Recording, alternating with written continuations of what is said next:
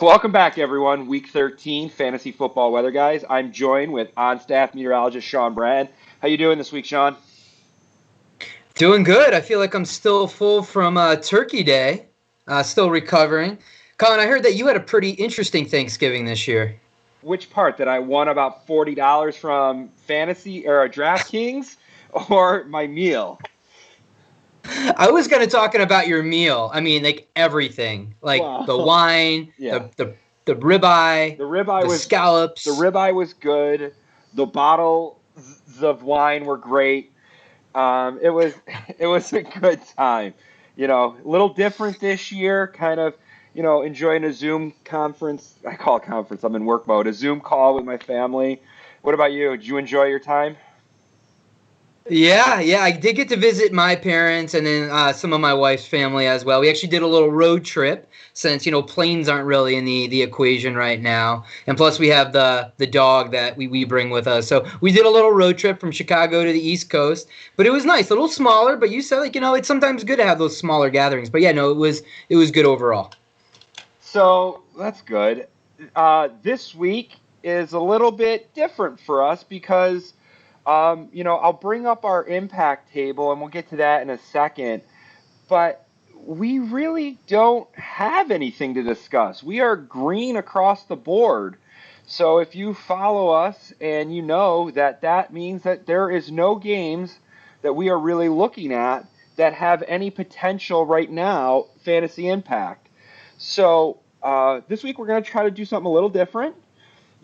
We do know that this is the season and the time of year that weather is impactful. So we've upgraded our products, and then we have that fantasy impact table that you got a glimpse of that Sean will walk through, and we'll do a little kind of hands-on of how it works and how to get to it, and kind of just discuss what we've seen over the season. Yeah. Colin, why don't you show, I mean, just to show like, hey, this is a really unusual thing. Like typically we do have weather, at least some kind of wind events that are occurring this time of year. Usually the precipitation gets going and we have some windy games. But if you could show, Colin, our precipitation map, we got our wind map here, but if we go to precipitation. So this is at around 1 o'clock on Sunday, and you can see across not just the areas that there's games, we're talking like across the entire continental United States, that there is really nothing. We have a deep area of low pressure that's moving off the northeast coast. The only potential that we may be monitoring is there may be some elevated winds for the Oakland Jets game. Right now, our forecast is projected around 10 to 15 miles an hour. Depending on the position, the strength, and the track of that, those winds may become a little bit more elevated. But that's nothing that we're concerned about right now. Especially, I mean, you have the Oakland Raiders and the New York Jets. There's not maybe on the Oakland Raiders you have some fantasy value there, but not really on the Jets side. But other than that, there's really nothing to speak of. And so like Colin said, we're going to kind of do something a little bit different this week. And we just kind of want to show you, hey, these are some of the things that we think about on a week in, week out basis and some of the tools that we use. So first is like we've been doing a lot of analytical work this year and looking at, hey, where are the big signals? What kind of weather influences what positions? And so some of the big things that we came up with is like, okay, and wide receivers are the ones that get the heaviest hit. For QBs, it's heavy rain and temperatures are below that 25 to 20 degree mark, where we see about a 15% decrease in fantasy value. In wide receivers, we're noticing that's actually the biggest position that gets hit. And that's both heavy rain, winds over 25, 30 miles an hour, and low temperatures. And that could be up to about a 20% decrease in fantasy production. So this is our fantasy impact table, Yet, our weather impact table. Yeah. I will bring it up. Yeah, they Yeah. didn't. I switched screens, but they don't know. It's okay, Sean. So here, what I was gonna do is I'm bringing up our homepage for everyone. So we kind of streamlined our webpage for everyone. It's FFWeatherguys.com, and as you can see, we really just, you can follow our products on our blog, watching us on YouTube, listen to us on our podcast. We post the weekly videos, and that's really it now on the homepage. And we have our maps and our products, and then what we really want to do is highlight this week the fantasy impact table. And if everyone remembers, that was the little chart that was on our homepage that showed the games. But we have a new and an improved table thanks to Dr. Nick on our team. He is a programming whiz. So this is our table, and again, the colors will indicate I guess concern, right? So we do have a none, caution, extreme concept. It's still our 3-tier system. And if we click on a game, so right here, you actually don't even need to click on a game. You can kind of get what's going on. You have the little weather icon, the time of the game, and if there's any concern. If it's a dome, you don't have to have a weather concern. If you have a weather concern in a dome, there's probably bigger issues during that game. Yes. So we'll click on a game, and then it brings up our window, I guess. So, Sean, what are we seeing here? Yeah, so what's really interesting is like you can determine, like, for instance, we had a couple games these past weeks, especially in Cleveland, right? That's the epicenter of where we've seen weather. And for several of the games, you saw either a red or an orange marker, and that means those are games that we're concerned with. So as you're navigating the left-hand side of the screen, if you're like, oh, I have Jarvis Landry or Baker Mayfield or Kareem Hunt or somebody on that team that I'm concerned with, and it's orange, I probably want to click on that game to see what's going on. And so what Collin brought up here is kind of the right-hand side of our screen.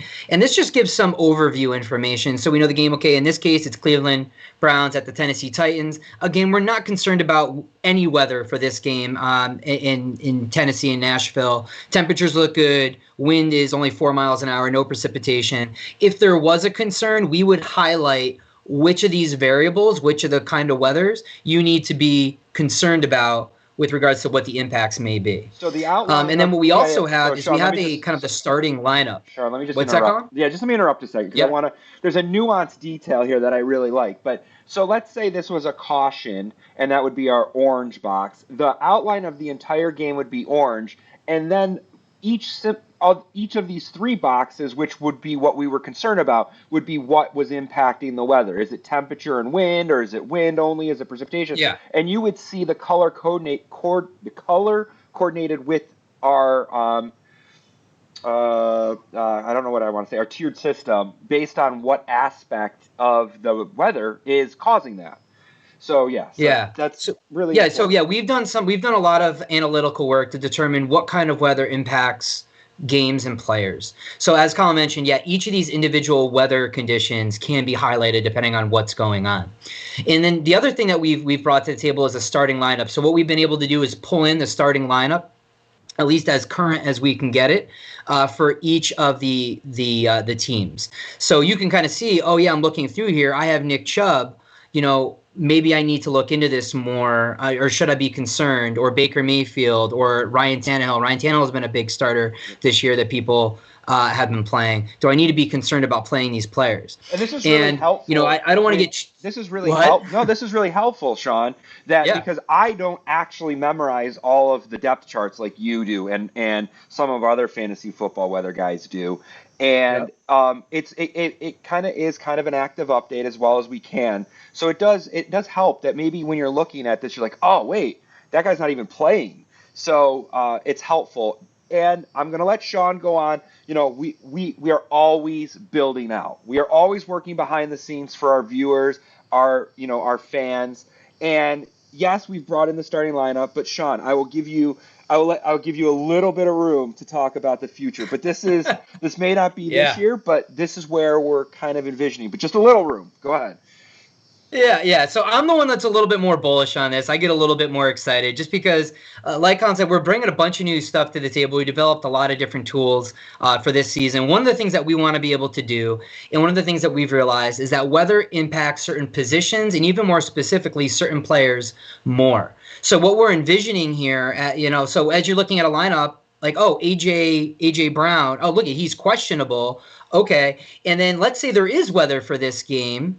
And let's say we do have winds of 25 miles an hour, and you want to know, how is A.J. Brown influenced, or how is the wide receiver position influenced by weather conditions? What we're envisioning here is that you'll be able to click on each player that you may have in your lineup or that you're maybe thinking about starting on DFS and looking at how historically that player performs. How does that player perform as far as their fantasy point values? How about the receptions, targets, depth of target?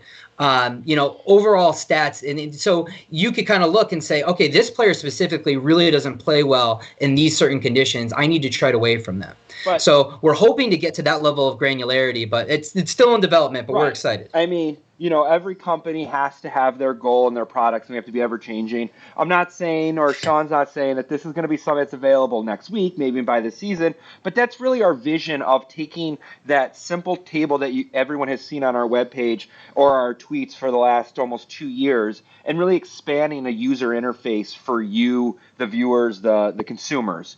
So we are expanding. We are trying to provide the information at your fingertips.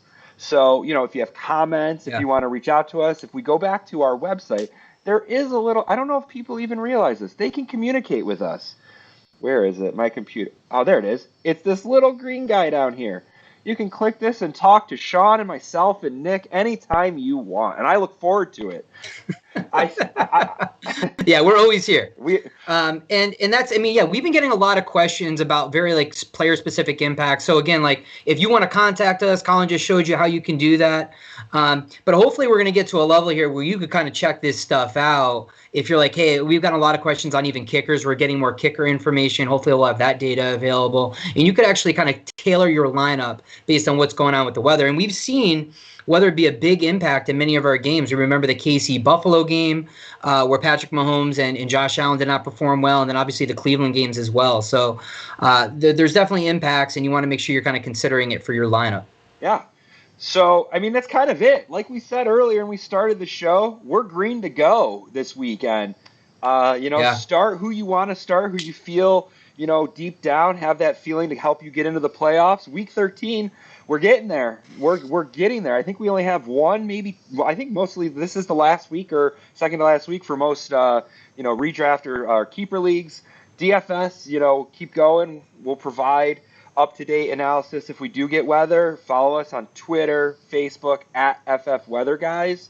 But again, kind of a short week. Hope you like our new products and interact with us. Interact with us on Twitch. Send us an email, Twitter, Instagram. I'm starting to get a little bit more on the Instagram. So again, we're looking forward to this being a evolving product with you guys. Yeah, and also we're always looking for feedback. So if there is something cool that you'd like to see or have us modify or anything like that, please let us know. Give us that feedback. We want to, make this useful for you, right? So feedback is always welcome, and we appreciate it. Only so positive. Keep we that don't in want mind. any negative. We don't like. No, I'm just kidding. Constructive criticism is very important. So I guess that's it, Sean. Yeah. Yeah, we're all green, like stoplight. We are all green. Yeah. There is nothing to worry about this week other than maybe potentially Jets, but I'm not super concerned about that. So just, a green light for all your lineups. Yeah, so I guess that's it. Have a good week, and we'll see you next week. Anything else, Sean, before I end it?